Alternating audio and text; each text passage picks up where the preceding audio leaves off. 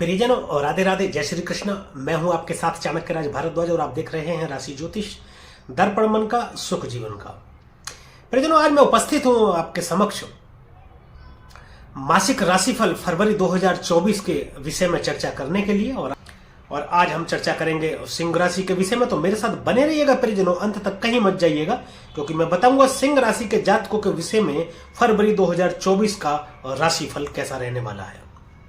तो चलिए परिजनों, शुरू करते हैं सबसे पहले गुरुदेव से। गुरु से शुरुआत होती है हर काम की, तो हम भी शुरुआत करेंगे गुरु से। गुरु का जो गोचर हो रहा है वह आपके भाग्य स्थान में हो रहा है।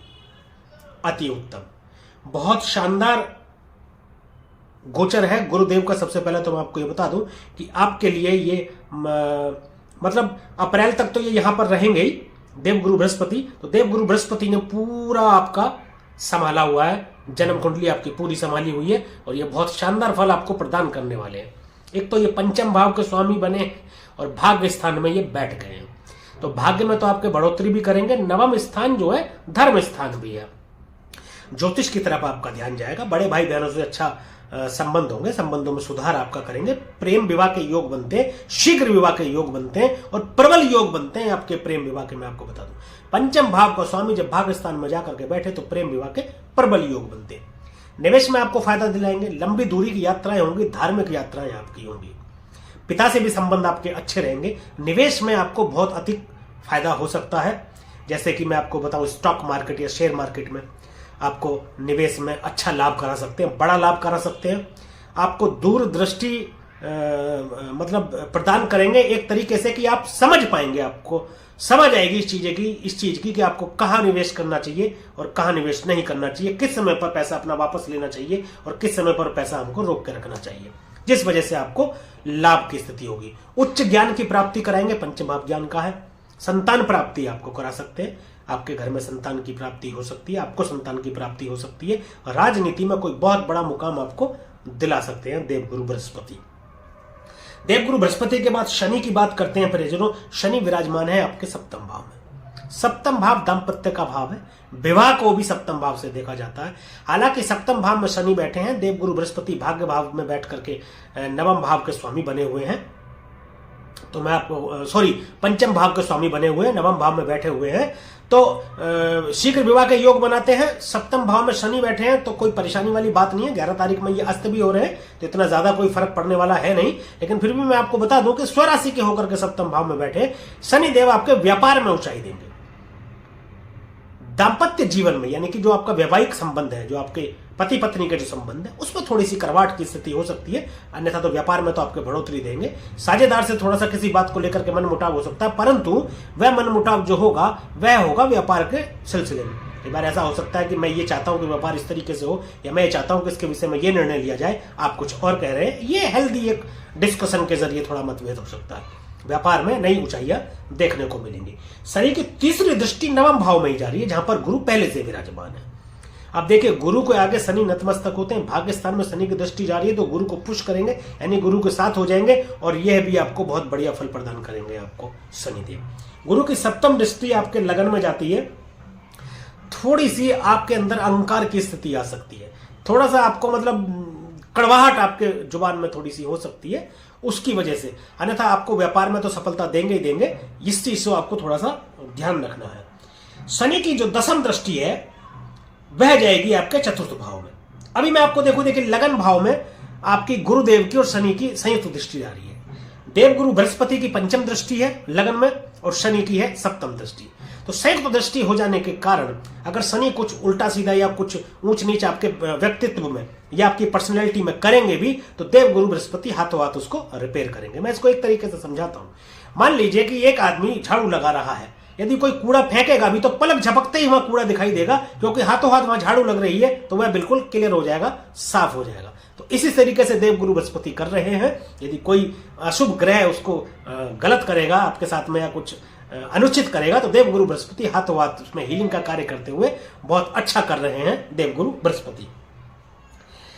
अब देवगुरु बृहस्पति शनि की जो दसम दृष्टि है वह आपके जा रही है चतुर्थ भाव में, सुख भाव में दृष्टि जा रही है।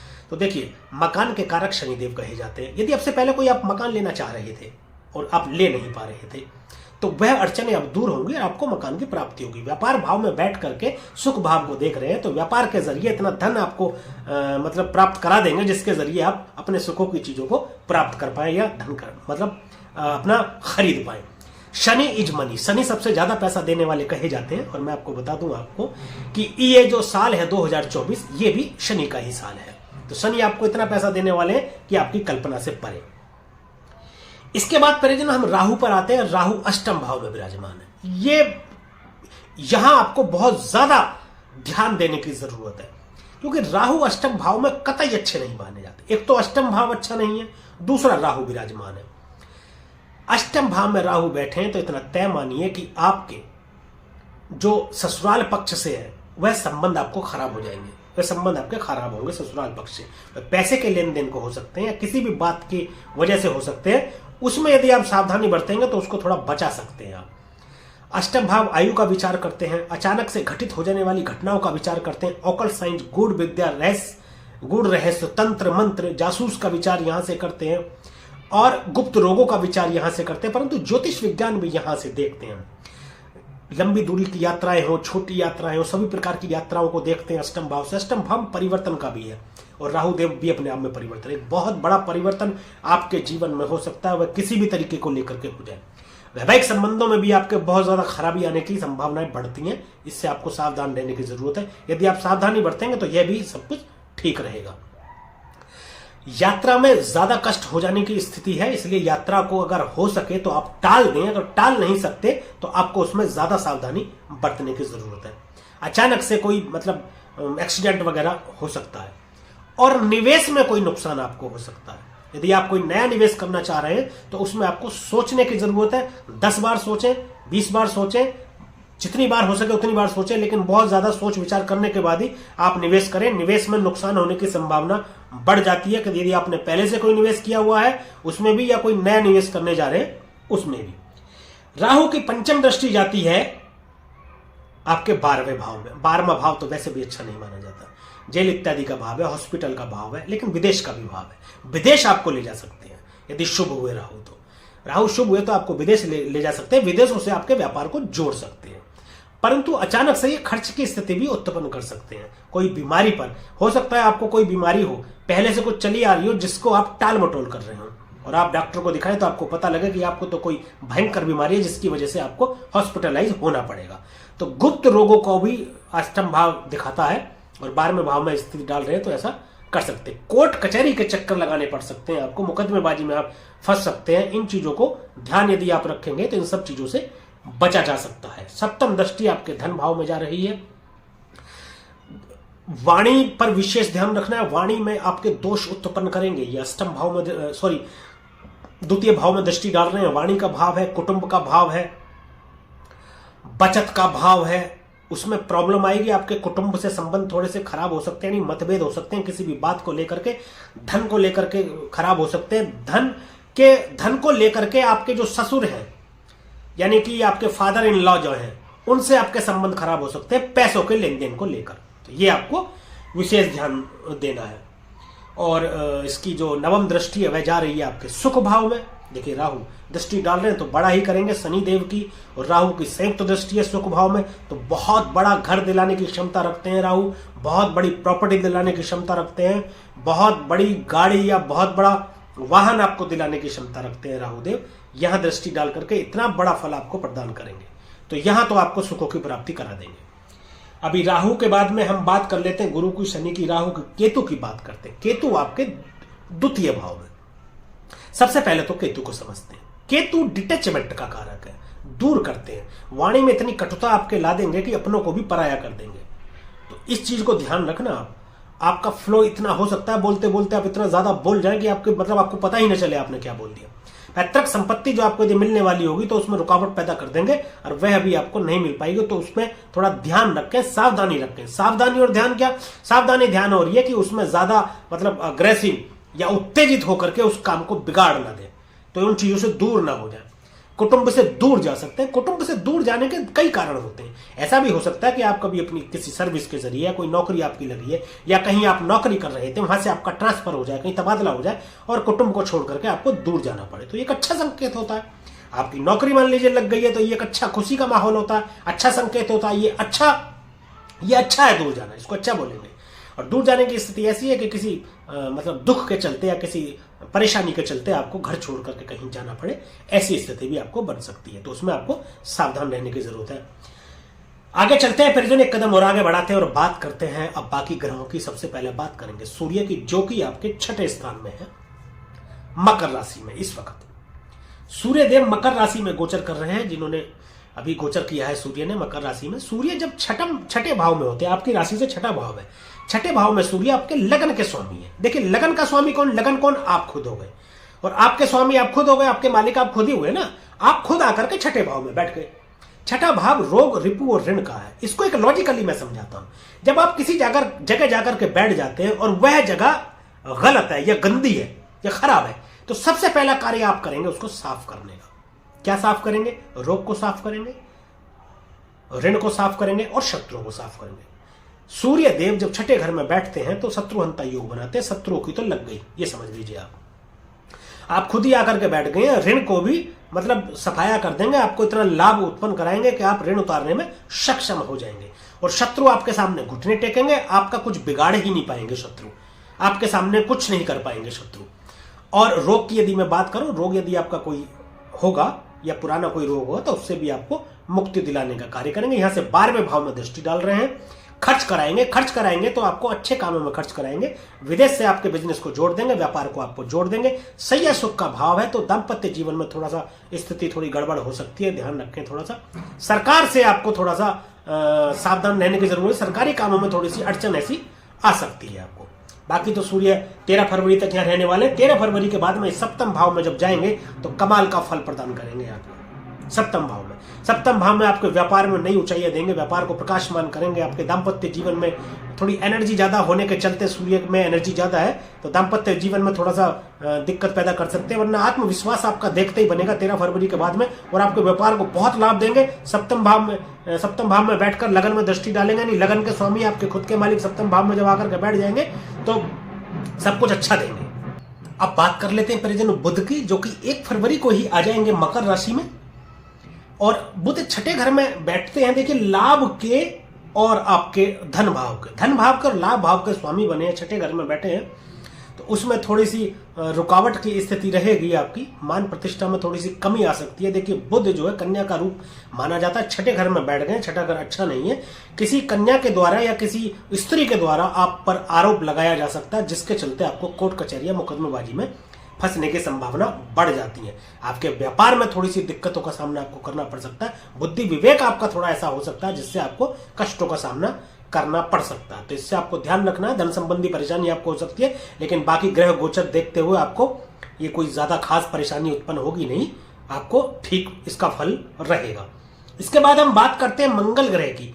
मंगल ग्रह 5 फरवरी को आ जाएंगे छठे भाव में। एक बात और बता दूं मंगल से पहले मैं बुध की, कि बुध 20 फरवरी तक रहेंगे छठे भाव में। 20 फरवरी के बाद जब सप्तम भाव में चले जाएंगे तो आपको ये बढ़िया फल प्रदान करेंगे, आपके व्यापार में बढ़ोतरी देंगे। और वहां पर शनि भी हैं जो बुध के मित्र हैं, सूर्य भी हैं जो बुध के मित्र हैं, वहां अच्छा संयोग इनका बनेगा सप्तम भाव में, और व्यापार में ये आपको बहुत ही बढ़िया सफलता देंगे। आपके सप्तम भाव में दृष्टि डालेंगे तो आपके व्यक्तित्व में निखार देंगे और आपकी पर्सनैलिटी में भी निखार देंगे। आपका जो है वहां जब गोचर कर जाएंगे 20 तारीख के बाद में तो अच्छा आपको फल प्रदान करेंगे। 20 तारीख तक बस आपको सावधानी बरतने की जरूरत है। अब लौटते हैं हम वापस मंगल पर। 5 फरवरी को मंगल आ रहे हैं मकर राशि में। 5 फरवरी को जब मंगल मकर राशि में आ रहे हैं तो इनका पहले से ही सूर्य और बुध यहां स्वागत कर रहे हैं। सबसे पहली बात मैं बता दूं कि मंगल उच्च के हो रहे हैं। मकर राशि में मंगल उच्च के होते हैं, और आपके लिए तो मैं बता दूं कि आपके लिए ये योग कारक ग्रह भी होते हैं। योग कारक ग्रह कैसे होते हैं कि ये चतुर्थ भाव के और नवम भाव के स्वामी बनते हैं। योग कारक ग्रह वह होता है जो त्रिकोण और केंद्र का स्वामी होता है। तो केंद्र में चतुर्थ भाव है और त्रिकोण में नवम भाव है, दोनों के स्वामी मंगल है। मंगल उच्च के हो रहे हैं, विशेष आपके लिए हो जाता है। दूसरी बात, छठे भाव में बैठे हैं। छठे भाव में मंगल शत्रुहंता योग बनाते हैं। सबसे पहली बात तो मैं आपको यह बता दूं, उच्च के हो रहे हैं तो आपको अत्यधिक सफल मतलब अत्यधिक शुभ फल प्रदान करेंगे। हालांकि आपको कोई रोग हो जाने की संभावना बनती है, परंतु उच्च के हो रहे हैं ऐसा कुछ होगा नहीं। और शत्रुओं से तो आपकी रक्षा करेंगे पूर्णतः। रोग रिपु ऋण में भी आपको सहायता देंगे। मंगल आपके सुख भाव के स्वामी बने हैं, छठे भाव में। सुख भाव का स्वामी यदि छठे भाव में बैठता है तो सुखों का नाश करता है, परंतु मंगल उच्च के हो रहे हैं, उच्च के होकर के छठे भाव में बैठे तो आपके सुखों में वृद्धि करेंगे। प्रॉपर्टी संबंधित आपको मतलब लाभ पहुंचा सकते हैं, भूमि भवन इत्यादि से आपको लाभ पहुंचा सकते हैं, परंतु थोड़ा सावधानी बरतने की जरूरत है, क्योंकि उच्च के हैं तो क्या हुआ, परंतु छठे भाव में तो बैठे हैं। पेपर इत्यादि आपको ठीक से देख लेने चाहिए। चतुर्थ दृष्टि इनकी भाग्य स्थान में जा रही है, जहां के ये स्वामी है। भाग्य के स्वामी छठे में बैठे हैं, उच्च के हो गए हैं और भाग्य स्थान में दृष्टि भी डाल रहे हैं, जहां पर इनकी खुद की राशि अपनी राशि को देख रहे हैं। भाग्य में बढ़ोतरी करेंगे, अत्यधिक बढ़ोतरी करेंगे, यानी कि एक तरीके से समझ लीजिए कि भाग्य ही आपका लिख देंगे। और गुरुदेव बैठे हैं वहां पर। गुरुदेव और मंगल देव दोनों आपस में मित्र हैं, अच्छे मित्र हैं, बढ़िया मित्र हैं। तो आपके भाग्य की बदौलत आपके सभी काम सिद्ध होंगे और आपके सभी कार्यों में सफलता ये प्रदान करेंगे। मंगल की जो सप्तम दृष्टि जाएगी वो आपके 12वें भाव में जाएगी। 12वां भाव देखिए विदेशों से आपको लाभ पहुंचाएंगे, व्यापार को विदेशों से जोड़ देंगे आपके। लेकिन थोड़ा कोई चोट चपेट की स्थिति के कारण आपको हॉस्पिटलाइज हो जाना पड़ सकता है, उसका विशेष आप ध्यान रखें। यात्रा इत्यादि में उसमें ध्यान रखें। अपने दाम्पत्य जीवन में भी ज्यादा एनर्जी के चलते आप में कुछ कामुकता की अधिकता हो जाने के कारण कुछ अवैध संबंध हो सकते हैं, उससे आपको थोड़ा सावधान रहने की जरूरत है, क्योंकि उसमें ऐसी स्थिति उत्पन्न होने के चलते आपके दाम्पत्य जीवन में, आपके दाम्पत्य में कड़वाहट की स्थिति उत्पन्न हो सकती है और आपके पति पत्नी के संबंध जो है खराब हो सकते हैं, अच्छे नहीं रह सकते, उसमें थोड़ा सा मतभेद हो सकते हैं, वह संबंध थोड़ा बिगड़ सकते हैं। तो यह आपको ये सावधानी रखने की जरूरत है, अन्यथा तो आपको अच्छा ही फल प्रदान करेंगे। इसके बाद में बात करते हैं शुक्र की। शुक्र धनु राशि में आपके पंचम भाव में स्थित है। प्रेम के स्वामी शुक्र, लग्जरियस के स्वामी, विवाह के स्वामी, स्त्री के स्वामी पंचम भाव में बैठे हैं। देव गुरु बृहस्पति की भी दृष्टि है पंचम भाव में। प्रेम विवाह के प्रबल योग बनते हैं, शीघ्र विवाह के प्रबल योग बनते हैं, संबंधों में प्रगाढ़ता आएगी। लव रिलेशन, प्यार मोहब्बत के जो संबंध है वो बढ़ेंगे, आपके संबंधों में मधुरता आएगी, चाहे किसी भी प्रकार के हो। शुक्र देव संपूर्ण सुख के स्वामी है, तो पंचम भाव से निवेश में आपको फायदा पहुंचा देंगे। और दूसरी बात मैं बता दूं, शुक्र देव आपके दसम भाव के स्वामी बने हैं और बने हैं वह तृतीय भाव के स्वामी। तो आपके पराक्रम से आपके व्यापार में वृद्धि करेंगे, जिससे आपको लाभ होगा और आपको लाभ कराएंगे। ये आपकी सोच को ठीक रख करके। दूसरी एक चीज मैं बता दूं आपको, संतान के प्रति जो है आपको अच्छा समाचार मिल सकता है। विदेशों से आपको अच्छे समाचार मिल सकते हैं। विदेश में आपके संतान की करियर को लेकर के सेटल करा सकते हैं। राजनीति में एक अच्छा मुकाम आपको दे सकते हैं। तो शुक्र का भी 12 अच्छा फल रहने वाला है। 12 फरवरी तक शुक्रदेव पंचम स्थान में रहेंगे। इसके बाद में छठे भाव में आ जाएंगे। 12 फरवरी के बाद थोड़ा सावधान रहना आप, क्योंकि छठे भाव में शुक्र को कोई ज्यादा अच्छा फल दाता माना नहीं जाता है, क्योंकि यहां पर ये अवैध संबंधों को जन्म देते हैं और ये स्त्री पक्ष से थोड़ा झगड़े इत्यादि की स्थिति उत्पन्न करते हैं, पैदा करते हैं। ऐसा हो जाता है कभी कभी, कोई पर स्त्री गमन के चलते आपको कोर्ट कचहरी के चक्कर लगाने पड़ जाए या किसी झगड़े इत्यादि से आपका सामना हो जाए, तो उससे आपको सावधानी बरतने की जरूरत है 12 तारीख के बाद में। तो यह रहा प्रियजनों सिंह राशि वालों के लिए फरवरी 2024 का राशिफल। और मैं बात करूं उपायों की, लेकिन उससे पहले एक मैं बात आपको बता दूं कि आप अपने कर्मों को ठीक रखें। कर्म यदि आप अच्छे रखेंगे तो सभी ग्रह आपको अच्छा फल प्रदान करेंगे। यदि कर्मों को अच्छा नहीं रखते हैं तो कोई भी ग्रह आपको अच्छा फल प्रदान नहीं करेगा, क्योंकि कर्म प्रधान है। दूसरी एक और महत्वपूर्ण बात, अंतिम निर्णय आपकी जन्म कुंडली ही देख करके होगा। आपकी जन्म कुंडली में जन्मस्थ ग्रहों की स्थिति कैसी है, कैसी आपकी दशा चल रही है, कैसी महादशा चल रही है, क्या योग आपके बने हुए हैं, वह देखने के बाद में अंतिम निर्णय होगा। ये सामान्य गोचर है, जो भी हमने किया है फलित गोचर किया है फरवरी 2024 माह का। इसको अपने ऊपर अप्लाई करने से पहले, उपायों को अपने ऊपर अप्लाई करने से पहले एक बार अपनी जन्म कुंडली का विश्लेषण अवश्य करा ले। यदि आप हमसे अपनी जन्म कुंडली का विश्लेषण कराना चाहते हैं तो डिस्क्रिप्शन में ईमेल आईडी और मोबाइल नंबर मौजूद है, आप उस पर संपर्क कर सकते हैं। हमारी टीम आपको सही दिशा निर्देश देगी। तो फिर अब बात करते हैं उपायों की। उपायों के लिए मैं बताऊं कि कुछ बादाम, जितनी भी अभी आपकी सामर्थ्य हो, बादाम ले जाकर के मंदिर में चढ़ा दें और उसमें से आधे बादाम वापस ले आए, अपने घर पर रख लें। 8 महीने तक अपने घर पर रखें, उसके बाद में उसको जल प्रवाह कर दें। और दुर्गा पूजा आपके लिए अति लाभकारी रहेगी। दुर्गा सप्तशती का रोजाना पाठ करें तो बहुत ही लाभकारी आपके लिए सिद्ध होगा। गणेश जी की पूजा करें, गणेश अथर्वशीष का पाठ करें और आपकी राशि के स्वामी सूर्यदेव को रोजाना जल अर्पित करें। तो कैसे जल अर्पित करें, मैं आपकी इसकी विधि बता देता हूं। सूर्योदय जब होता है तो उसके 1 घंटे के अंदर अंदर स्नान आदि से निवृत्त होकर के एक तांबे के लोटे में जल ले लें और 11 बार गायत्री मंत्र का जाप करते हुए सूर्य को जल अर्पित कर दें। तो पूरे महीने क्या साल भर आपको सुख समृद्धि की प्राप्ति होती रहेगी। तो ये थे परिजनों उपाय और सिंह राशि का राशिफल। यदि ये वीडियो आपको पसंद आई हो, अच्छी लगी हो, दी गई जानकारी से आप संतुष्ट हो तो कृपया वीडियो को लाइक करें, शेयर करें तथा कमेंट करके हमें जरूर बताएं कि ये आपकी जन्म कुंडली पर अप्लाई करने पर कितना सटीक बैठता है। और वीडियो हमारे YouTube चैनल को सब्सक्राइब करें तथा बेल आइकन बटन दबाना बिल्कुल भी ना भूलें ताकि इसी प्रकार की और भी महत्वपूर्ण जानकारियां आप तक समय पर पहुंचती रहें। आज के लिए, अभी के लिए बस इतना ही। मुझे दीजिए आज्ञा। मिलेंगे अगली वीडियो में, एक और राशि के विषय में चर्चा करेंगे, मासिक राशिफल फरवरी 2024 का। तब तक के लिए परिजनों राधे राधे, जय श्री कृष्णा। और आप देखते रहिए राशि ज्योतिष, दर्पण मन का, सुख जीवन का।